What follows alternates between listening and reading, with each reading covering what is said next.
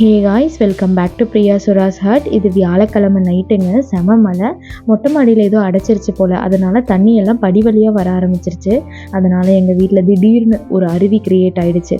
தண்ணியை பார்த்த உடனே ஐயோ இந்த தண்ணியை ஏதாச்சும் பண்ணணுமேன்னு சொல்லிட்டு வேக வேகமாக மேட்டெல்லாம் கொண்டு வந்து போட்டுட்டேன். இந்த மாதிரி போடுறதுனால நமக்கு கொஞ்சம் அலசுகிற வேலை மிச்சமாகும். அதனால் இந்த தண்ணியை ஏன் வேஸ்ட் பண்ணணும்னு மேட்டெல்லாம் கொண்டு வந்து போட்டாச்சு. அதுக்கப்புறம் தான் எனக்கு ஒன்று தோணுச்சு, இவ்வளோ அழகாக தண்ணி வந்துக்கிட்டு இருக்கு, மழை பெஞ்சிக்கிட்டு இருக்கு, சூப்பர் கிளைமேட்டு, நின்று ரெஸ்ட் இருக்கலாம் ஒரு பாட்டை போட்டுட்டு. அப்புறமேட்டு தான் எனக்கு இன்னொரு ஞாபகம் வந்துச்சு, நாம் இப்போ தி பர்ஃபெக்ட் ஹவுஸ் ஒய்ஃப் இந்த மாதிரி தான் நமக்கு தோணலைன்னா நாம் எப்படி ஒரு குட் ஹவுஸ் ஒய்ஃபாக இருக்க முடியும்? அது மட்டும் இல்லாமல் படியெல்லாம் உட்காந்து மாங்குன்னு கழுவுறதுக்கு இந்த தண்ணி வந்ததுனால ஃபுல்லாக படியெல்லாம் நீட்டாக பளிச்சுன்னு கழுவுன மாதிரி ஆயிடுச்சு. அதில் ஒரு சந்தோஷம். இந்த மாதிரி நீங்களும் நம்மளை மறந்து கடமை கண்ணியம் கட்டுப்பாடுன்னு இருந்திருக்கீங்களான்னு மறக்காமல் கமெண்ட் பண்ணுங்கள். அதுக்கப்புறமேட்டு வந்து டிஷ்வாஷரில் பாத்திரம் லோட் பண்ணலான்னு வந்திருந்தேன். ஹஸ்பண்ட் கிட்ட சொன்ன மழை நல்லா பிடிக்கிறதுக்குள்ளே வந்துருங்கன்ட்டு. மனைவி சொல்லி நம்ம கேட்கணுமா அப்படின்னு இருந்தார். கடைசியாக தொப்பரையாக நினைஞ்சிட்டு தான் வந்தார்.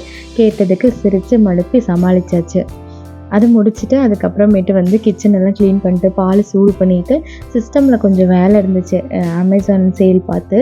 அதனால சரி கொஞ்சம் பண்ணலான்னு நினச்சேன். அப்புறமேட்டு தான் ஹஸ்பண்ட் என்னை ஒரு கேள்வி கேட்டார், நாளைக்கு மதியம் என்ன சமையல் அப்படின்னு சொல்லி. அப்போ தான் எனக்கு ஞாபகம் வந்துச்சு, கீரை ஆயவே இல்லைன்னு சொல்லிட்டு. தம்பியை வச்சுட்டு மார்னிங் சமைக்கிறதே ஒரு பெரிய பேட்டிலாக இருக்குது.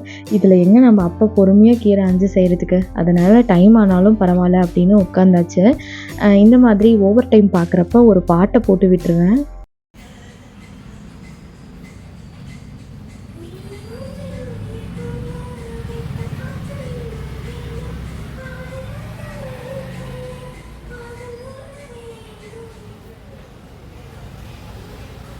அம்மா வீட்டில் இருக்கிற வரைக்கும் ஏதாச்சும் வேலை செய்யணுன்னா ஒரு பாட்டை போட்டு விட்டுருவேன். இல்லைனா ஃப்ரெண்டு ஒருத்தி இருக்கா, அவளுக்கு கால் பண்ணேன் அப்படின்னா வேலை எப்பேற்பட்ட வேலைனாலும் ஓடிடும்.